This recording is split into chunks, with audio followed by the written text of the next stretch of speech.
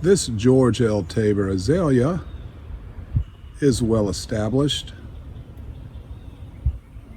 It's at least 25 years old.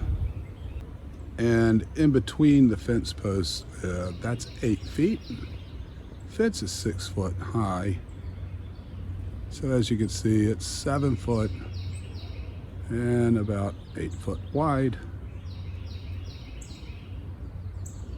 We are in zone 7, and these are hardy in 8 and 9, but obviously you can grow them in 7. This is zone 7B, and this is dappled shade or partial shade. It's certainly not full sun, and this will grow in any of it: full sun, partial shade, or dappled shade. And we have a related video there. If you want to watch that, please share this video too and leave comments and questions below.